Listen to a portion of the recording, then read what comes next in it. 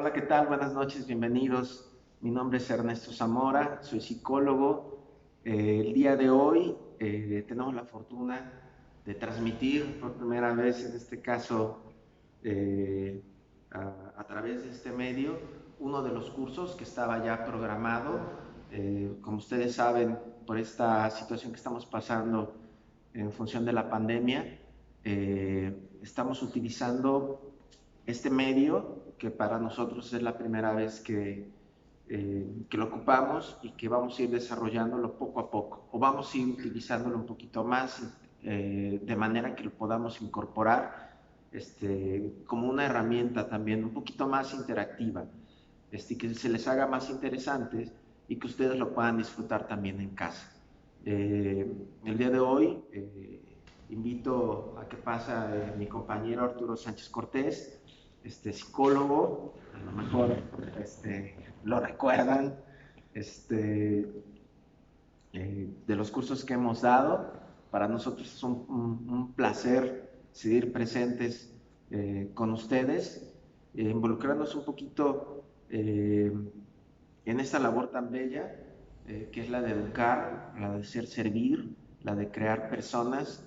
Y bueno, el día de hoy nos toca un tema muy interesante, eh, referente a la convivencia escolar desde la perspectiva de los derechos humanos. Hoy vamos a platicar sobre ello y me gustaría empezar, lo voy a ir dividiendo por temas. Eh, en realidad saqué 5 módulos de los que vamos a ir hablando. Ustedes se van a dar cuenta que los temas que vamos a manejar el día de hoy ya los habíamos manejado con anterioridad. Ya habíamos hablado sobre derechos humanos, sobre los derechos de los niños, este, y, y en gran relación siempre hemos hecho énfasis en que más allá de lo que eh, nos pueden aportar los cursos, el factor humano que tenemos nosotros es muy importante en la labor que nosotros estamos realizando. Eh, en este tema lo vamos a analizar un poquito más, o se va a relacionar todos los demás temas en entonces yo espero que les suene familiar. Entiendo que por situaciones de que es una eh, conferencia la que estamos dando a través de este medio, la interacción no se puede hacer a través de actividades didácticas, que es lo que desde mi perspectiva me gusta a mí un poco más intervenir. No sé, Arturo, qué opine también acerca de esta situación nueva que se nos está presentando y que nos da la oportunidad de transmitir conocimiento a través de estos cursos y con esta situación, ¿no? Bueno, antes que nada, buenas tardes. Pues es un placer saludarlos de nuevo. Espero que podamos continuar con estos cursos. Por el momento, pues de manera virtual, lo vamos a realizar, como dice Ernesto, y esperamos que muy pronto se haya de manera presencial, pues para poderlo hacer más dinámico y con más actividades, sobre todo que desarrollen el aprendizaje. ¿Vale? Ok, no se preocupen por el tiempo. Los tiempos que vamos a manejar ahorita a lo mejor son cortos, pero también es que es por la carga que se manejan a través de los medios en los que subimos nosotros los videos, ¿no? Estamos limitados en algunos sentidos eh, a la cantidad o espacio que tenemos para poder transmitir un video. Es decir, podemos transmitir un taller de 6 horas, pero recuerden que cuando podemos hacer un taller de 6 horas, hacemos actividades dentro de él y actividades en las que a veces nos llevamos una hora y lo reflexionamos y demás. Por ese sentido, a lo mejor va a ser teórico en esta parte. En algún momento lo podemos plantear con los directivos en llevar nada más una parte práctica en cuanto se reactiven las actividades en en el centro escolar, ¿no? De eso no habría ningún problema, nos da a nosotros mucho gusto y vamos a dar inicio en este caso. Este, bueno, el propósito general del tema de hoy, que es la convivencia escolar desde la perspectiva de los derechos humanos, nosotros lo hemos visto en ocasiones pasadas, en los cursos pasados, y es propiciar el conocimiento, la reflexión y el análisis de las prácticas escolares que impulsan o impiden la convivencia escolar como facilitadora del respeto y promoción de los derechos humanos en el espacio educativo, a fin de que las y los docentes promuevan la formación de habilidades socioemocionales en los estudiantes en un marco de diálogo y de confianza que se fundamente en la dignidad humana. Nosotros lo hemos platicado continuamente, hemos involucrado a todo el grupo que conforma el equipo de trabajo, desde la directiva, desde las personas que están en enfermería, desde las personas que cumplen con el labor de limpieza, que ahorita yo les diría que es de los puntos más importantes, con enfermería, con nutrición, nuestras compañeras de cocina, psicología, y la misma intención de los directivos porque se realicen este tipo de acciones. Entonces, todo ello conlleva a que haya una unidad y que se haga un propósito general. Ok, lo vamos a centrar en especial el día de hoy en la convivencia basado en la dignidad humana. Las manifestaciones actuales de violencia e intolerancia en las instituciones educativas, lo hemos visto en diferentes medios, desde agresiones y situaciones que se han ido presentando, no nada más a nivel preescolar, sino también a nivel primaria, secundaria, e incluso ya fuera del contexto educativo, es un reflejo de lo que está sucediendo en la sociedad y que pone de manifiesto la imperiosa necesidad de tomar medidas que conduzcan eh, a la armonización del espacio educativo. Pero es claro que la intervención pedagógica tiene que ser a través de acciones basadas en la disciplina, en la vigilancia y el control, que poco han aportado en términos de soluciones de las causas de los conflictos. Es decir, hasta el día de hoy se siguen presentando y sería bueno retomar esto para ir afrontando soluciones, porque también los problemas se van focalizando por zonas. No tenemos los mismos problemas nosotros, por ejemplo, en la zona de Jalapa, que en una zona que es una zona urbana, que en una zona que es rural. Probablemente se compartan, pero influye desde el clima, la condición socioeconómica, cultural, en fin, hay una serie de factores que influyen en ello, pero el factor determinante que estamos manejando y que queremos enfatizar el día de hoy es sobre la dignidad dentro de la educación. Ok, ¿qué es lo que tenemos que hacer? Aprender a convivir en un mundo cada vez más complejo, donde hay una competencia fundamental y que nos corresponde a nosotros impulsar con pleno convencimiento sobre la diversidad, que ya es un factor enriquecedor en este progreso. También aprender a aceptar la diferencia en la convivencia diaria es un mecanismo de prevención de expresiones de violencia y abuso que genera competencias que pueden ayudar a resolver el conflicto desde posturas que van a privilegiar el diálogo y la deliberación responsable antes que castigar o hacer una reprimenda, por ejemplo, con los alumnos y el propio personal. Ojo, no nada más estamos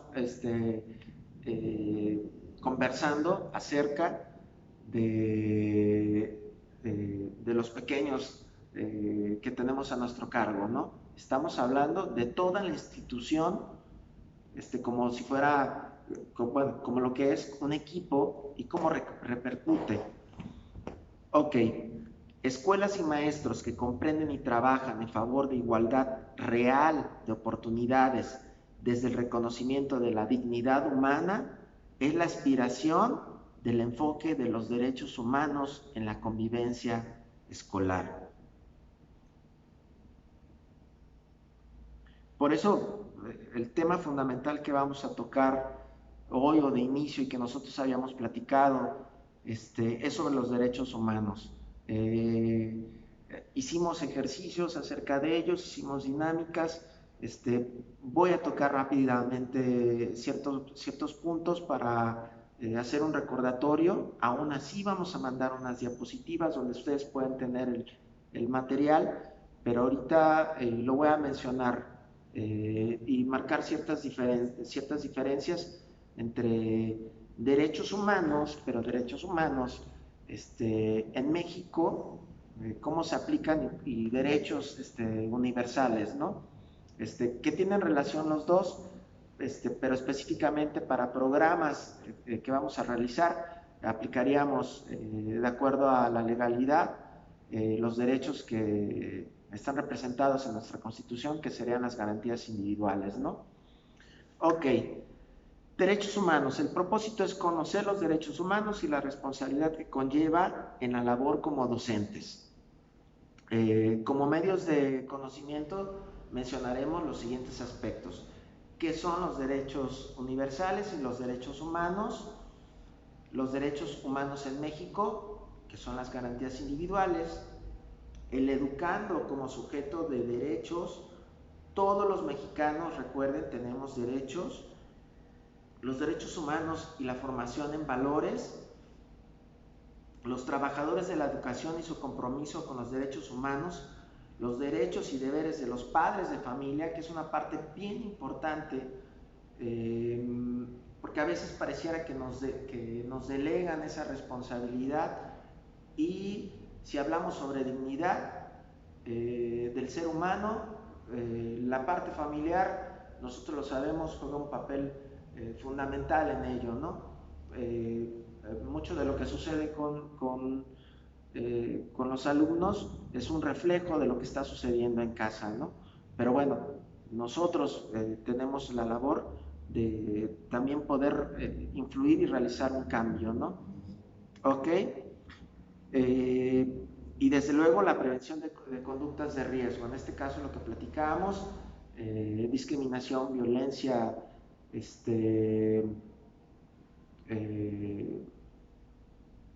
agresiones, el no aprovechamiento, en fin, una serie de situaciones que se nos pueden ir presentando y que vamos a ir abordando. ¿Qué son los derechos universales y los derechos humanos? Bueno, los derechos humanos son derechos inherentes a todos los seres humanos sin distinción alguna de nacionalidad, lugar de residencia, sexo, origen nacional o étnico, color, religión, lengua o cualquier otra condición. Los derechos humanos universales están a menudo contemplados en la ley y garantizados por ella a través de los tratados, el derecho internacional, los principios generales y otras fuentes del derecho internacional. Es decir, muchas veces entran dentro de acuerdos porque hay países que no los tenían. Ya habíamos platicado acerca de la historia y cómo se originan. Si lo recuerdan, habíamos comentado en uno de los cursos que, bueno, una etapa precursora del inicio de los derechos humanos fueron las guerras y que culminó con la Segunda Guerra Mundial. Entonces se tuvieron que tomar acuerdos internacionales para que existieran estos derechos universales. Hay países que tienen derechos, pero recuerden que influye mucho la religión, no son los mismos derechos que hay hacia, lo vamos a ver con las garantías aquí en México hacia las mujeres, que por ejemplo en países donde hay creencias a lo mejor musulmanas, ¿no? Varía, aún así tienen sus derechos, pero existen los derechos universales y si hay un tratado con ese país se deben de respetar. Ok.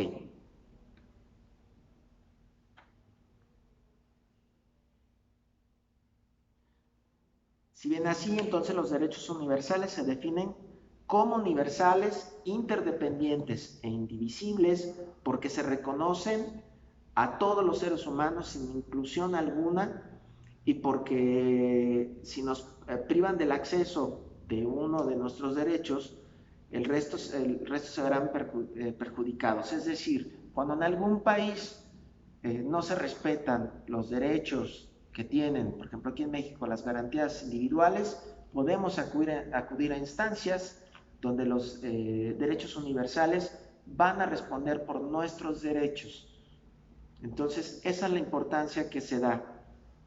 Están los que están constituidos en México y las instancias internacionales. Eso rescataríamos. Todos los seres humanos, recordemos, nacemos libres y somos iguales y también en dignidad y derechos. Ahora bien, ¿qué son las garantías individuales? Son los derechos fundamentales de las que los ciudadanos mexicanos, en este caso nosotros, gozamos de acuerdo a la Constitución y versan sobre la libertad, seguridad, igualdad y propiedad. Todos los mexicanos tenemos derecho a las garantías individuales. Estas comprenden 29 artículos de distinta índole. Ya los habíamos mencionado y para no agobiarlos en ese sentido, vamos a tomar aquellas que competen un poco más al tema que estamos viendo en función de la educación. Bueno, por su importancia, todo mexicano está obligado a conocer estos artículos y bueno, a continuación les digo, hice una selección breve de algunos de ellos. El artículo primero, que dice que en México toda persona gozará de las garantías que otorga esta Constitución. El artículo 2, en el territorio nacional queda prohibida la esclavitud, teniendo una composición pluricultural, donde se abarcan desde las condiciones indígenas, desde que vienen también de otros países y traen otras ideas, es decir, es el respeto dentro del territorio nacional. El artículo tercero, que habla sobre la educación nacional, que nos refiere que es laica, gratuita y obligatoria hasta la secundaria. El artículo cuarto, los hombres y las mujeres son iguales ante la ley, tienen derecho a la protección de la salud, a una vivienda digna y decorosa. Las familias tienen derecho a informarse sobre el número de hijos y su esparcimiento y tienen derecho a la protección de sus padres. Vamos a entrar en ese punto porque de repente se lo pasan a la escuela y recuerden que el artículo cuarto ya está hablando de la obligación también que tienen los papás de proteger y darle protección a sus hijos. Entonces, es muy importante que recordemos el artículo cuarto también, porque así nosotros, como participantes de la formación de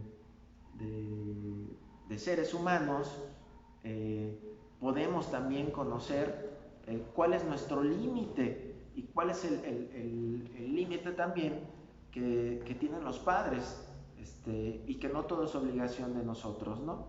Tenemos una responsabilidad, pero cada uno tiene una obligación en este caso.